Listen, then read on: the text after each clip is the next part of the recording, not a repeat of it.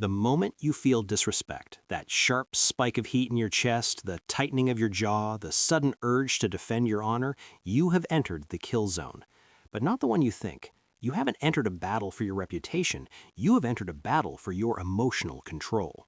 And if you react immediately, you have already lost.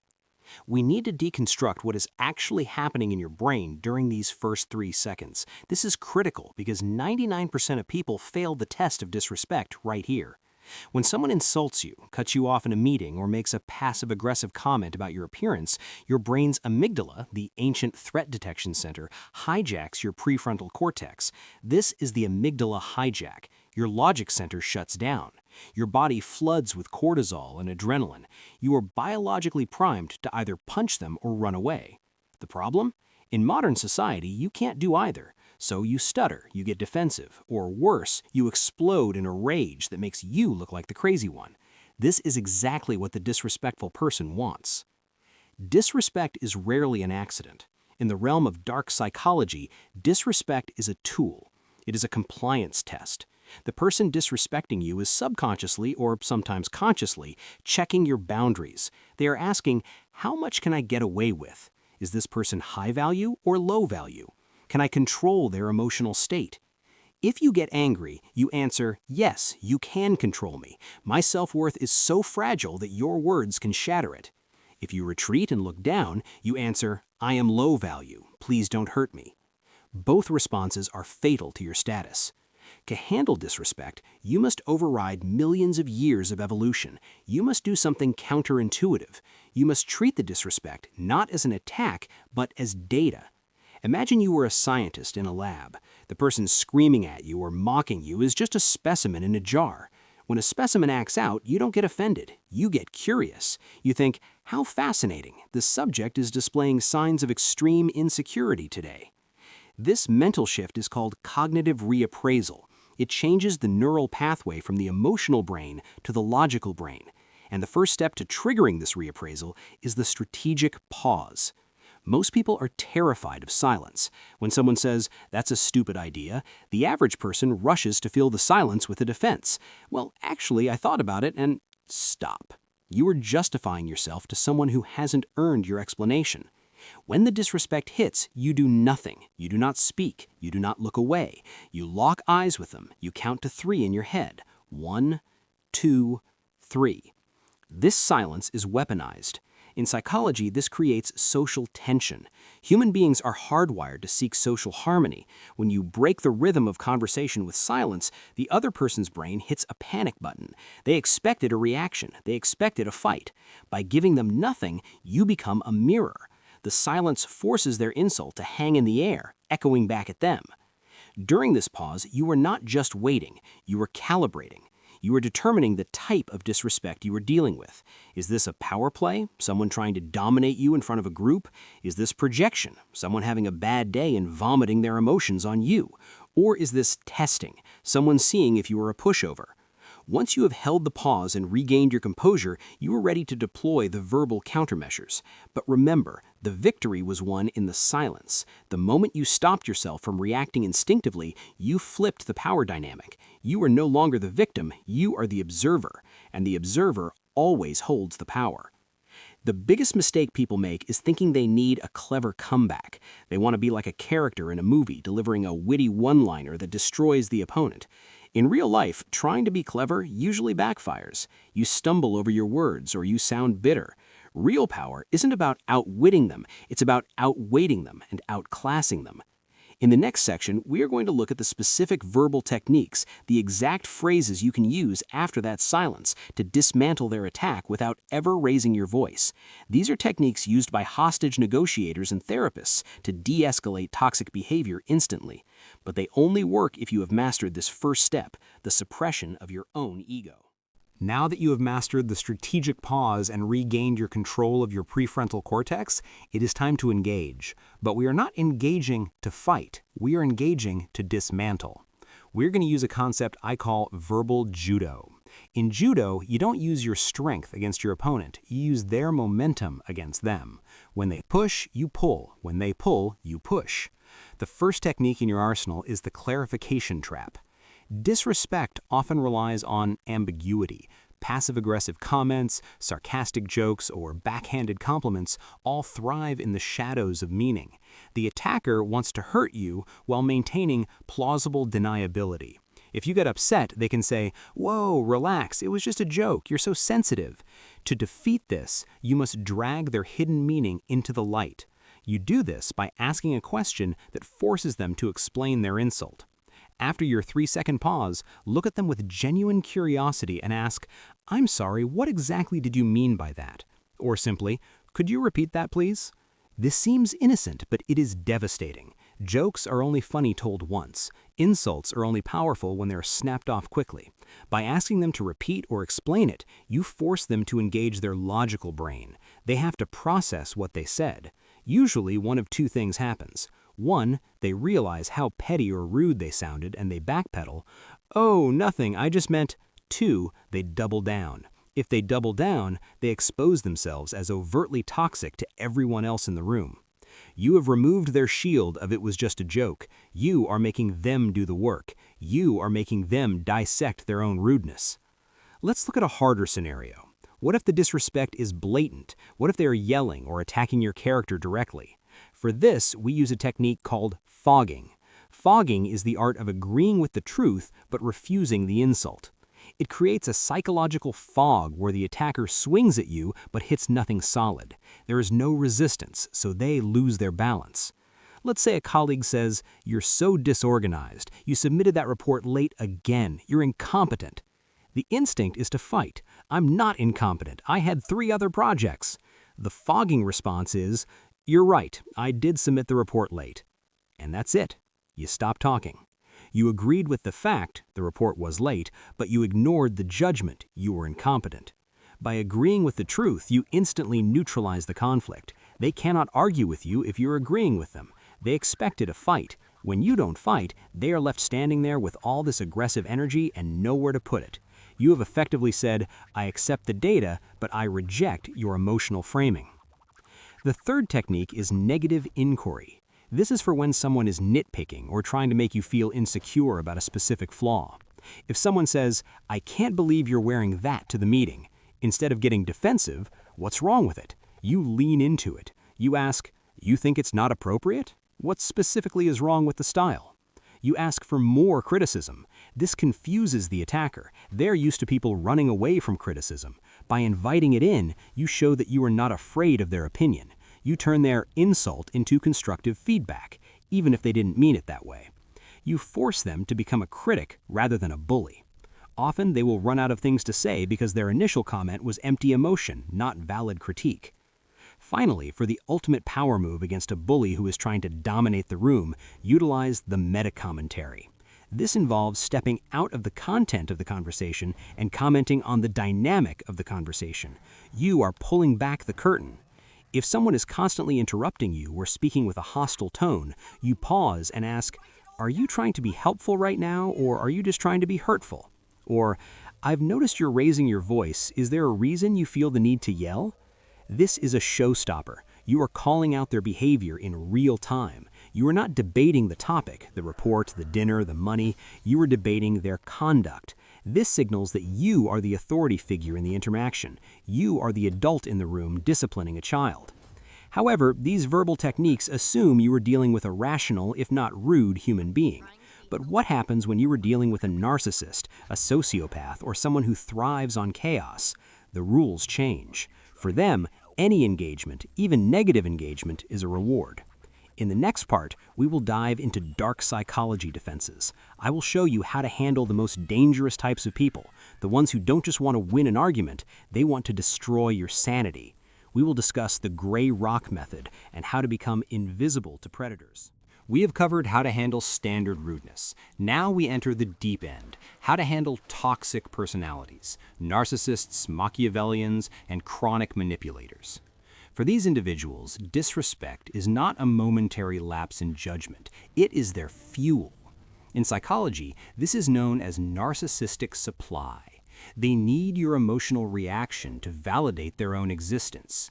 If they can make you angry, sad, or defensive, they feel powerful. They feel real. Using the clarification trap or fogging might not work on them because they don't care about logic. They'll just twist your words. You cannot out-argue a narcissist because they're not debating reality. They're debating their fantasy. For these people, you need the nuclear option of disengagement, the gray rock method. Imagine a gray rock on the side of a hiking trail. It is dull, it is boring, it has no personality. You walk right past it without a second thought. This is what you must become to the toxic person. When a narcissist disrespects you, they're looking for drama. They want a scene. They want you to cry or scream. The gray rock method means you give them absolutely nothing. Your answers become monosyllabic. Okay, I see. That's interesting. Maybe. Your face becomes a mask of neutrality. No eye rolling, which is a reaction. No sighing, which is a reaction. No forced smiling, which is a reaction. Just blankness. Let's say a toxic partner says, "You're pathetic. No one else would ever put up with you." Your gray rock response, "I hear your opinion," spoken in a flat, monotone voice. Then you go back to reading your book. This is incredibly painful for the narcissist. It denies them their supply. They will likely escalate at first. They'll get louder, meaner, and try harder to provoke you. This is called an extinction burst. It's like a toddler screaming louder when the parent ignores the tantrum. But if you hold the line, if you remain a gray rock, they will eventually get bored and move on to a softer target. You are starving the fire of oxygen. Another specific profile you will encounter is the projector. This person accuses you of the very things they are guilty of. They call you selfish when they're selfish. They call you stupid when they feel inadequate. The key to handling the projector is differentiation. You must psychologically separate your identity from their words. When they say, "You're so selfish," your internal monologue must be, "This is a confession. They're feeling selfish right now." You can verbally respond with, "That is an interesting perspective." Notice you didn't say, "I'm not selfish." That is a defense. That is an interesting perspective, acknowledges they spoke, but accepts no ownership of the statement. You are essentially returning the package to the sender unopened. Then there is the triangulator. This person disrespects you by comparing you to others. "Why can't you be more like your brother?" Or, "My ex was much better at this." This is designed to induce jealousy and competition. If you compete, you lose. The countermove is radical agreement with the comparison. Them, "Your brother is so much more successful than you." You, "Yes, he's doing great. I'm really proud of him." End of discussion. You refuse to take the bait of jealousy. You refuse to compete. By praising the person they're comparing you to, you show that you are secure in your own skin. It completely short-circuits their attempt to pit you against someone else. One dangerous trap to avoid with these personality types is JADE, J-A-D-E. JADE stands for justify, argue, defend, explain. Toxic people will try to force you to jade. They will demand to know why you did something. Why are you 5 minutes late? Why did you buy that brand? If you start justifying, "Well, traffic was bad," arguing, "I'm not always late," defending or explaining, you are signaling submission. You are treating them as the judge and jury of your life. Stop jading. "I'm late because I'm here now. Let's start. I bought this brand because I chose to." You do not owe explanations for your autonomy. Mastering these techniques requires a fundamental shift in how you view yourself. You cannot use king energy techniques if you have peasant mindset. The techniques will fail if your voice wavers or your eyes dart around the room. In the final part, we will discuss the foundation of all these strategies, the Stoic Fortress, how to build a level of self-respect so high that disrespect from others doesn't just bounce off you, it doesn't even register as a threat. We will talk about the ultimate immunity. We have talked about the biology of anger, the verbal tactics of defense, and the dark psychology of narcissists. But all of these are just tools. A sword is useless in the hands of a coward. To truly become immune to disrespect, you must build what the Stoics called the inner citadel. The ultimate truth about disrespect is this: no one can hurt you without your consent. Eleanor Roosevelt said it. Marcus Aurelius lived it. If someone calls you a purple elephant, you don't get angry, you don't feel disrespected, you think they're crazy. Why? Because you know with 100% certainty that you are not a purple elephant. So, if someone calls you stupid or worthless and you do get angry, it's because a part of you fears they might be right. The disrespect resonates with your own insecurity. Therefore, the permanent cure for disrespect is not a clever comeback, it is self-knowledge. When you know your own value, insults become mere noise. They become irrelevant data points. This brings us to the concept of frame control. In every social interaction, there is a frame, a context, or set of rules. The person with the stronger conviction sets the frame. When someone disrespects you, they are trying to set a frame where they are the dominant judge and you are the subservient victim. If you react with anger, you accept their frame. You are fighting within their reality. If you use the strategic pause, the fogging, or the gray rock, you are rejecting their frame and substituting your own. Your frame is, I am a rational adult. You are behaving like an emotional child. I will not engage with tantrums. You must understand the difference between being nice and being kind. Many people tolerate disrespect because they want to be nice. They have been conditioned to be people pleasers. Being nice is acting out of fear, fear of conflict, fear of rejection. Being kind is acting out of strength. You can be kind and still have boundaries of steel. It is not mean to cut off a toxic person. It is an act of kindness to yourself. It is an act of self-preservation. You need to establish what I call the line of tolerance. You must decide right now what you will never accept. Maybe the line is, I will never continue a conversation with someone who is yelling at me. The next time someone yells, you don't get mad, you simply enforce the boundary. I can see you're upset. We will continue this conversation when you can speak to me calmly. Then you walk away. You don't ask for permission, you don't wait for them to calm down. You remove your presence. Your presence is a privilege, not a right. If they abuse the privilege, they lose it. This is the walk-away power. In any negotiation, business or personal, the person who is most willing to walk away holds all the leverage. If you are afraid to lose the relationship, afraid to lose the job, afraid to lose the approval, you will always be disrespected. You must be willing to burn the bridge to save the castle. Finally, let's touch on a concept from Machiavelli. It is better to be feared than loved if you cannot be both. Now, we are not trying to be villains, but in a world of predators, being harmless is not a virtue, it is a vulnerability. You should not be harmless, you should be dangerous but disciplined. People respect capability. They respect people who could do damage but choose not to. When you look someone in the eye who is disrespecting you and you remain perfectly calm, you are signaling danger. You are signaling that you are not afraid of them. You are signaling that you are in total control of your faculties. That is intimidating. That commands respect. So, here is your mission for the next 7 days.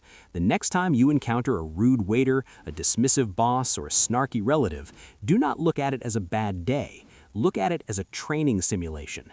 Trigger the strategic pause, count to 3, ask the clarifying question, watch them crumble. Realize that their disrespect is not a reflection of your worth, it is a reflection of their character. You are the architect of your own emotional state. Do not give the keys to your happiness to someone else, especially someone who doesn't respect you. Master yourself, and you will master the world. If you found value in this deep dive into the psychology of disrespect, you need to understand that this is just one piece of the puzzle. There are people who use even darker, more subtle tactics to control you, tactics you might not even notice until it's too late. I've broken down the signs of Machiavellian manipulation in this video right here. It's the advanced class for what we just discussed. Click here to continue your training. I'll see you there.